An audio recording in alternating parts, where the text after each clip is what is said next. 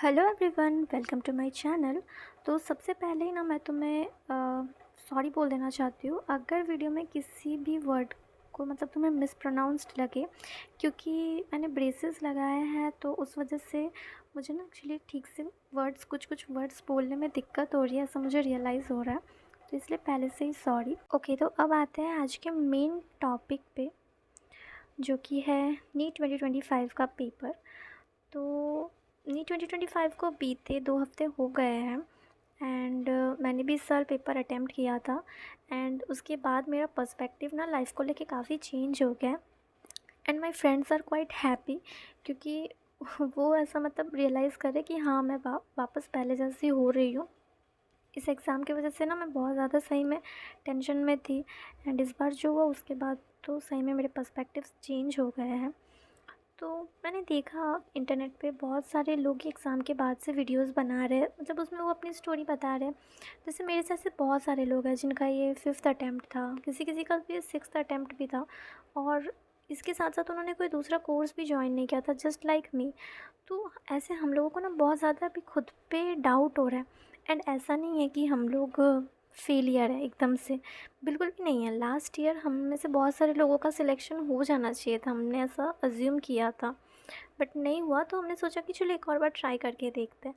And पिछले बार से इस बार मार्क्स जो इतने कम है, मेजरली सबके कम ही हुए। मैंने जितने भी वीडियोस देखे, मैंने बहुत सारे लोगों के वीडियोस देखे, बट मेरा वीडियो बनाने का मन नहीं कर रहा था, तो मैंने एक पोस्ट ही डाल दिया था। एंड उस पोस्ट पे कुछ बहुत ही पॉजिटिव कमेंट्स आए, जो कि मुझे बहुत ही अच्छा लगा।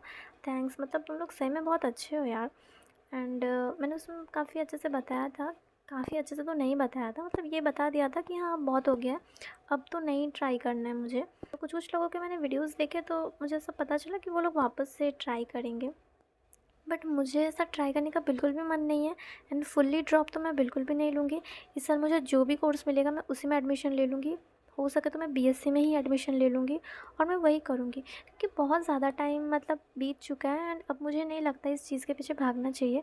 अगर होना होता तो वो पिछले साल ही हो जाता, बट जब पिछले साल नहीं हुआ तभी मुझे मतलब भगवान बोल ही रहे थे कि नहीं होगा, कुछ दूसरा कर ले। बट मैं तो पागल थी, जो मैंने सोचा कि नहीं, एक और बार ट्राई करके देखते हैं क्या ही होगा। इस बार नहीं हुआ, नेक्स्ट टाइम कर लेंगे। एंड इस टाइम जो पेपर आया वो बहुत ही मतलब डिज़ास्ट्रस ही था मेरे लिए। तो मैं अब बताती हूँ मेरे साथ क्या हुआ एग्ज़ाम डे पे, मतलब मेरा पेपर कैसा गया वगैरह वो सब बताती हूँ। पूरा तो इतना जैसे नहीं बता सकती। तो इस बार मेरा सेंटर ना थोड़ा दूर आया था, तो हम लोग निकल गए थे सुबह सुबह ही, सब 9 बजे ही घर से निकल गए थे एंड सेंटर पे पहुंच गए थे 12 बजे के आसपास। फिर उसके बाद मैं अंदर चली गई एंड काफ़ी अच्छी स्कूल थी, वहाँ पे प्रोसीजर्स वगैरह बहुत अच्छे से किए। इन्विजिलेटर भी बहुत अच्छे थे, बहुत अच्छे थे सब कुछ, मतलब टाइम पे पेपर भी मिल गया, ओएमआर भी मिल गया, एग्ज़ाम भी अच्छे से टाइम पे देने के लिए स्टार्ट कर दिया। एंड ज़्यादा साइन वगैरह करने के लिए इतना ज़्यादा परेशान तो नहीं किया जितना मैंने दूसरे लोगों के बाद मतलब सुनी स्टोरीज़ की, उनको काफ़ी ज़्यादा प्रॉब्लम फेस करना पड़ा। हमारे साथ ऐसा कुछ नहीं हुआ था, हमारे इन्विजिलेटर बहुत अच्छे थे। वो मतलब पूरा ट्राई कर रहे थे कि वो हमारी कैसे हेल्प कर सके। तो जब मैं पेपर देने गई तो मेरे दिमाग में यही चल रहा था कि 650 660 लाना है, इस बार अच्छी कॉलेज मिल जानी चाहिए। तो ये सोच के मैं एग्ज़ाम देने गई थी। जैसे जैसे मैंने बायो का पेपर स्टार्ट किया, तो बायो का जो फर्स्ट क्वेश्चन था वो मुझे नहीं आता था, बट मेरे स्टार्टिंग के जो 6 क्वेश्चन थे वो थोड़े ईज़ी थे, तो तभी मुझे थोड़ा मतलब ठीक है ईज़ी सा लग रहा था। बट जैसे जैसे मैं आगे बढ़ती गई तो मुझे ऐसा रियलाइज़ हुआ कि नहीं, पेपर थोड़ा टफ़ है। स्टेटमेंट वाले क्वेश्चन आने लगे, मैथमेटिक्स जल्दी से मैच नहीं हो रहे थे। वो सारे जब आने लगे तो मुझे पता चलने लगा कि पेपर टफ़ है। उसके बाद जब मैंने केमिस्ट्री का सॉल्व किया तो फिर तो मेरी वाट लग गई, मैंने कुछ कुछ क्वेश्चंस तो गलत कर दिए।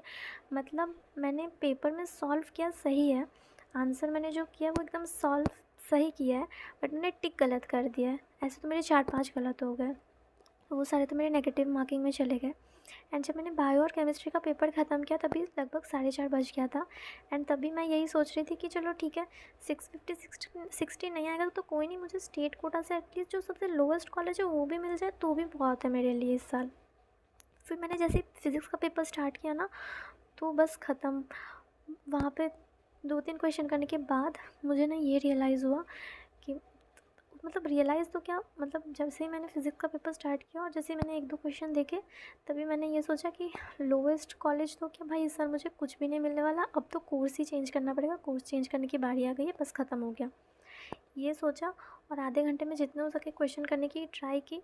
इवन जो मुझे आते थे वो क्वेश्चंस गलत हो गए, रेजिस्टेंस वाला जो इजी क्वेश्चन था वो गलत हो गया, लॉजिक गेट गलत हो गया। घर पे आके जब मैंने वही किया तो इतनी जल्दी और इजीली सॉल्व हो गया। तो मेरे फिज़िक्स में गलत ज़्यादा हो गया, तो मेरा पेपर बहुत ही ख़राब गया। एग्ज़ाम दे के निकलने के बाद पापा यही पूछ रहे थे कि मैं पापा के साथ गई थी, तो उन्होंने यही पूछा कि कैसा गया, पिछले साल जितना भी आ जाएगा तो भी चलेगा। मैंने कहा पता नहीं क्या होगा, तो उन्होंने कहा पता नहीं मतलब क्या। फिर उन्होंने कहा चल जाने दे, घर पे जाएंगे फिर बाद में देख लेना। फिर जब मैंने बाद में चेक किया तो आंसर की से तो 2-3 अलग-अलग आंसर की में अलग-अलग आंसर्स थे, तो मतलब मेरा आंसर मैच ही नहीं हो रहा है किसी के साथ मैच हो रहा है। तो ऐसे मैंने आकाश का जो आंसर किया वो मैं उससे लास्ट 2 इयर्स मतलब मैच कर रही हूँ, तो उनका काफ़ी सही रहता है। तो मैंने उससे मैच करके देखा तो उसके हिसाब से मेरे 420 या 422 ऐसा कुछ आ रहा है। बट अभी मैं कंफर्म नहीं हूँ, 2-3 आंसर्स हो भी सकता है कि एनटीए जो आंसर की थी उसमें अलग हो, तो मेरा शायद गलत हो सकता है, तो नेगेटिव में भी जा सकता है। तो इसीलिए मेरा एक्सपेक्टेड 400 मार्क्स ही है और इससे ज़्यादा मैं कुछ एक्सपेक्ट नहीं कर रही हूँ।